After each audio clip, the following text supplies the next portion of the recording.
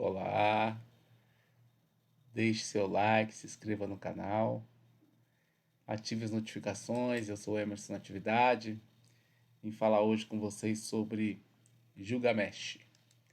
Gilgamesh, o rei da Suméria, né?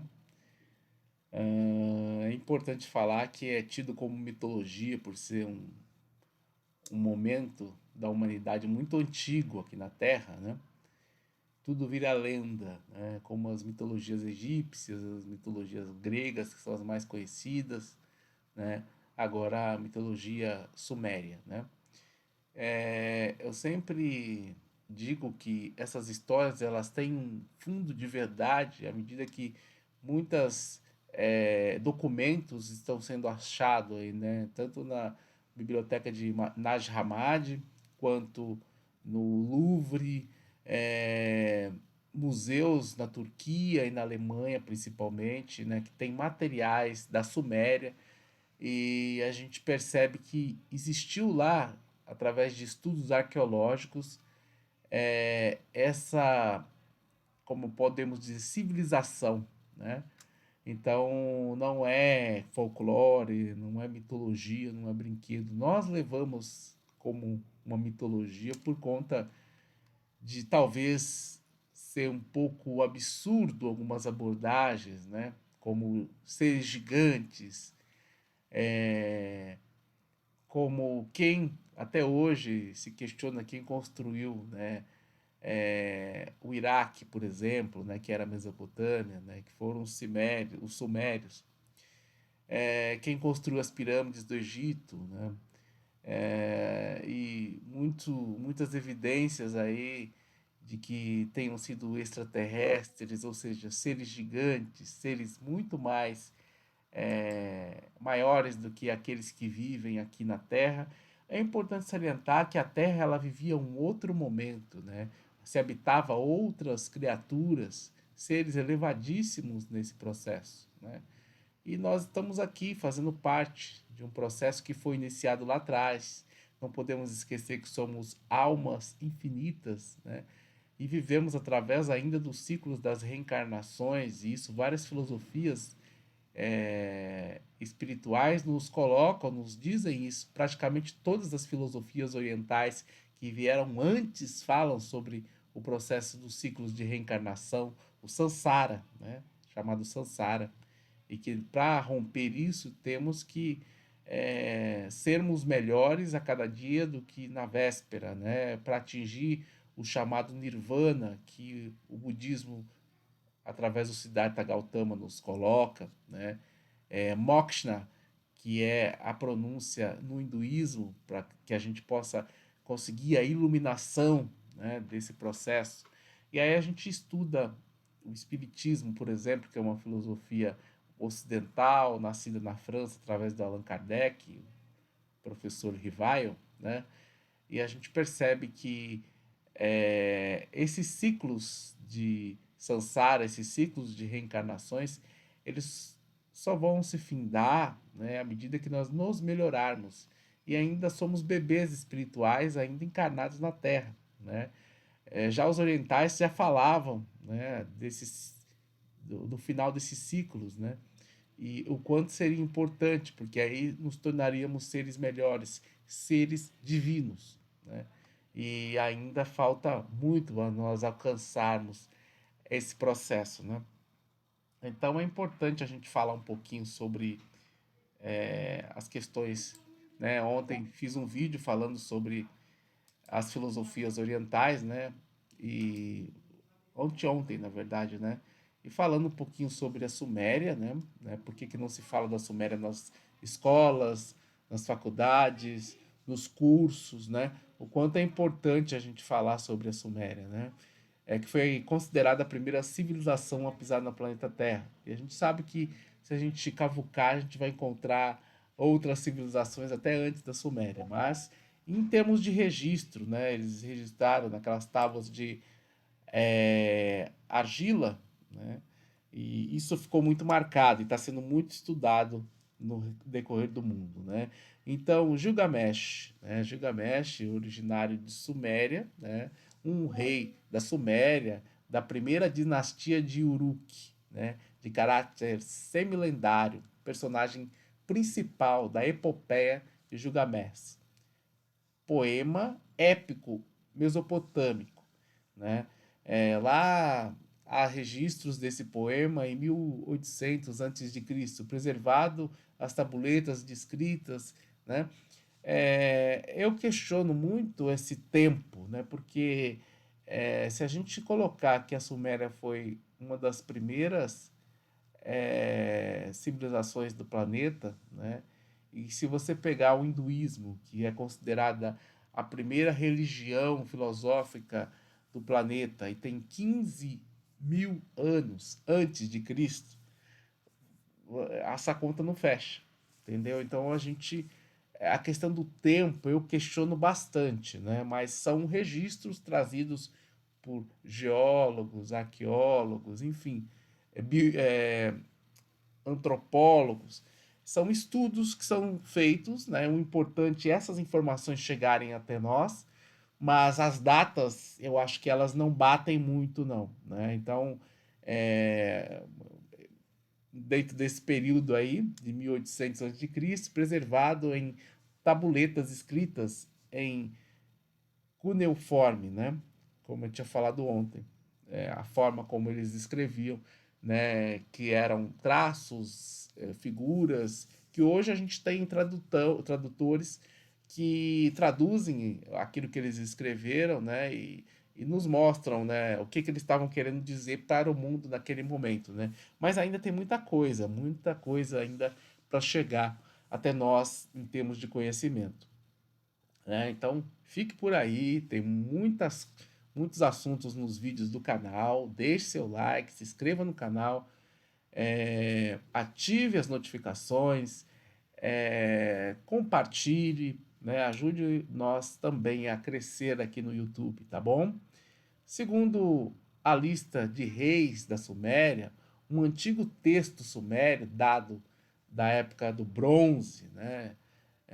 Gilgamesh foi o quinto rei da primeira dinastia de Uruk, datada de aproximadamente 2800 e lá vai para trás, antes de Cristo. Na verdade, se a gente colocar aí uns 2 milhões de anos antes de Cristo, talvez esteja mais próximo dentro desse processo aí. Ainda segundo a lista, era filho de um demônio ou fantasma, né? E o texto traz isso, né? Que era filho do sucessor de Ur-Nungai, que reinou 30 anos. A inscrição de Tumal aponta Gilgamesh como o segundo reconstrutor do templo de Tumal, dedicado à deusa Nintil, na cidade de Santa de Nippur, né? Após o seu reinado, Gilgamesh foi considerado o mais ilustre antecessor dos reis sumérios, tornando-se objeto de lendas e poemas, né? Venerado, né? Então, tem muita coisa em relação a ele dentro desse processo, né? É, é importante a gente salientar isso, né? Que o Gilgamesh é um rei semi-lendário da Suméria, mais conhecido pela sua presença, né, na epopeia de Gilgamesh, né? Esse poema mesopotâmico traz essa conotação. Ele era um rei de Uru e é retratado como um personagem complexo, com características de herói, tirano e imortal, em busca da imortalidade, né? Então, é importante salientar que ele era arrogante, né? Que ele desrespeitava muitas das leis sociais, né? Porque ele, como rei, achava que poderia fazer o que quisesse. Todos os matrimônios ele tinha que se deitar com a mulher que iria casar primeiro, né? Essas coisas todas, né? Então foi muito complicado, mas ele teve uma virada, ele se transformou dentro desse processo. E tem um outro personagem chamado Enkidu que ajudou dentro desse processo, né? Então Dentro dessas aventuras aí, narradas, né, em relação ao rei, incluindo sua jornada de imortalidade, o seu encontro com Enkidu e a sua luta contra o monstro Umbabá e o touro celeste. A história também aborda temas como a imortalidade, a amizade, morte, buscas de um significado de vida naquela época. Então, assim, o Enkidu ele ia se casar com uma moça, né, conhecida no reino, e o Gilgamesh queria possuí-la antes do casamento. E aí o Enkidu não aceitou. Eles brigaram, o Gilgamesh ganhou a briga, mas Gilgamesh respeitou o Enkidu porque foi o primeiro e único a enfrentá-lo. A partir dali ele se tornou mais humilde, ele se tornou mais respeitador em relação às questões que aconteciam ali no reino, né? E a partir daí eles tiveram, né, fizeram amizade e tiveram lutas e viagens que eles fizeram pelo mundo naquele momento, né, dentro daquela sociedade suméria constituída, né? Então tinha um monstro chamado Diabo daquela época, um babá, onde eles derrotaram, que era um ser gigante, né? E o touro celeste, que foi traço de uma praga jogada por uma moça que queria ficar com Gilgamesh, mas Gilgamesh a desprezava, porque todos os homens que se envolviam com essa moça morriam. E ela jogou essa praga e o touro celeste que viria para matá-lo. E ele acabou derrotando, na verdade, com a ajuda do Enkidu, acabou derrotando esse monstro, esse touro, né? E só que o Enkidu acabou morrendo, né? E tudo acabou se desmoronando, né? E aí Gilgamesh foi buscar respostas para aquilo que ele procurava, que era justamente a imortalidade. Lembrando que a história também é contada da seguinte forma: Gilgamesh já duraria mais do que muitos duraram naquele período. Ele já tinha uma longevidade, mas ele queria a imortalidade, né? Então, o rei de Uru, né, o governante da cidade, uma importante cidade do estado da Suméria, herói e tirano, né? Isso a gente não pode deixar de retratar, né? Gilgamesh era retratado como um herói, como um tirano, mas também como um rei opressor, mas também se transformou num rei justo, né? Se recusa a compartilhar seus bens com o povo, mas depois ele vai se transformando dentro desse processo. Busca pela imortalidade, a história, essa epopeia, gira em torno da sua busca, né? Por continuar jovem e vivo, né? Continuar no mesmo corpo. E tudo isso é ainda mais motivado pela morte do seu amigo Enkidu. O relacionamento com Enkidu era um relacionamento de amizade, né? Homens selvagens, né? Que controlavam os animais mais selvagens da época, os leões, os tigres, né? Os desafios, né? Da época, dessa jornada, o reconhecimento da imortalidade, né? A, a Epopeia de Gilgamesh é uma obra fundamental para o estudo da literatura antiga e da história da Mesopotâmia, que hoje é o Iraque, né? E tem sido fonte de inspiração para artistas e escritores ao longo dos séculos. É importante salientar, porque depois de.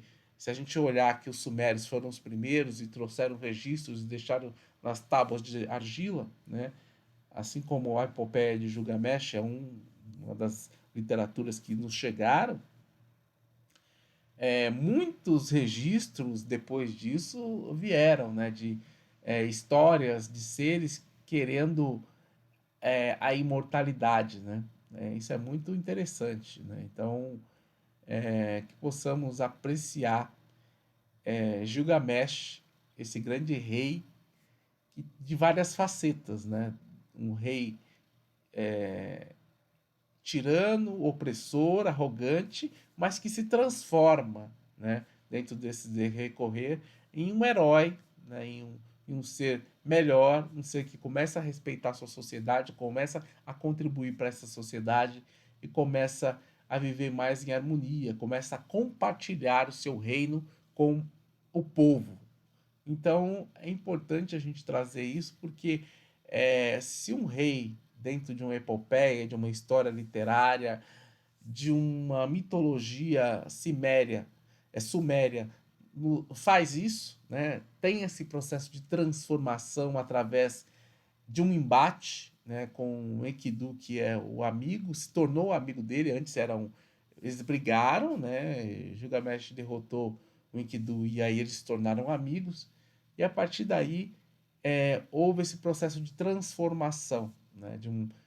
E o Enkidu era um cara que tinha 2 chifres, né? Era gigante, vivia na natureza, vivia na floresta, todos os animais respeitavam o Enkidu, viviam sempre no meio com os leões, né? Tomando água na beira do rio com os leões, todos os animais o respeitavam dentro dessa história, dessa mitologia, né? E ele muda, né, dentro desse processo, a mentalidade do rei Gilgamesh. E são histórias que nos impulsionam a olhar para nós mesmos e percebemos o quanto é importante nós nos transformarmos, nós nos melhorarmos, nós mudarmos de opinião, né? Afinal, é o momento, né? Nós somos aquilo que pensamos, mas também somos aquilo que sentimos.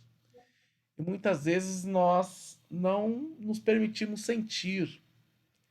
Nós muitas vezes esquecemos de questões como a telepatia, né? Que nós temos essa capacidade de dialogar telepaticamente, né? Mentalmente, né? Mas a intuição que é uma das do sentir mais poderoso que nós podemos ter, né? Que é considerado também uma mediunidade, assim como também uma paranormalidade, tão poderosa que nos diz o que nós fomos, onde nós já passamos, o que nós já vivemos, que muitas vezes não é nem vidas, mas nós temos que nos recordar de uma consciência que nos pertencia e que hoje não nos pertence mais, porque de alguma forma dentro desses ciclos de samsara, esses ciclos reencarnatórios, nós nos perdemos, né? Nós deixamos de amar para temer, né? Trocamos o amor pelo medo, né? E a gente percebe o quanto de irmãos espíritos estão lá na erraticidade, né? Encarnam com medo, né? E são as características daqueles que sempre querem que alguém governe sua vida. Sempre alguém quer que alguém diga, faça isso, faça aquilo. Não consegue fazer sozinho, né? Precisa de alguém ali para dizer, direcionar, né? Porque tem medo de errar, porque já errou muito. E percebe? São questões. E aí a gente vai lá atrás, na Lemúria, né, que é um povo que vivia dentro de uma consciência de ligação e preservação com a natureza, sem competição, né, e sim compaixão, doação, né? Tô falando de um período que vem antes de Atlântida, né? Que também entrou nas lendas, né? Ninguém fala mais, né? Lemúria, Atlântida, que são tempos imemoriais que nós precisamos resgatar, né? Se a gente for geograficamente colocar, né? A Lemúria ficava ali no Oceano Pacífico, ali no Havaí, né? Carolina do Norte, né? A gente pode pegar, né, a Ilha de Páscoa, Peru, né? Tem algumas coisas desse povo, né? E a Atlântida já é um pouco mais para baixo, né? Que tudo virou oceano, né? Mais linkada à África e à América do Sul, né? Por que não dizer muito próxima aqui ao Brasil, até quem diga que o Brasil já recebeu, né, povo né, nesse período, né, mas não era o momento de desenvolvimento dessa terra, e sim a partir de 1500, né? Então, muitas coisas aí para a gente discutir, para a gente levantar. Espero que vocês tenham gostado, espero ter contribuído aí para o processo de você, de autoconhecimento, de reforma íntima, de despertar, de busca por novas coisas, novas possibilidades. Nós estamos juntos nessa caminhada evolutiva, sempre, sempre juntos, sempre caminhando, sempre buscando nos melhorar a cada dia. Perfeito? Curso de apometria. Se quiserem, temos informações, deixe no comentário. A gente troca o WhatsApp e conversamos sobre o curso que está rolando aí a todo vapor. Interessado em terapias também, podemos falar sobre as terapias, né? Alguns sabem as terapias que trabalham, né? Algumas ferramentas, e por isso que eu dou o curso de apometria, utilizo nas terapias algumas ferramentas da apometria, né? Constelação familiar sistêmica, reiki, são terapias online, né? Presencial é massagem com reiki, né? E desenvolvendo uma nova modalidade aí de terapia que se chama jogos. Então, quem tiver interessado, estou à disposição. Também sabem que eu sou ator, estou aí trabalhando com teatro, cinema, televisão, às vezes comercial de TV, aí o tempo todo sempre trabalhando e sempre por isso utilizo muitas mídias sociais. Estou lá no Instagram, né? Como Natividade Emerson, né? Põe lá @Natividade Emerson, tudo junto. Vocês me encontram lá também, tá bom? Deixe seu like, se inscreva no canal, ative as notificações, é muito importante. Eu recebo muitas mensagens de pessoas dizendo o quanto os vídeos têm ajudado a despertar, a abrir a mente, a não cair em ciladas emocionais e uma série de outras coisas. Então é gratificante ouvir isso. O meu muito obrigado a todos. Gratidão. Namastê. Tamo juntos nessa jornada evolutiva. Paz. E amor.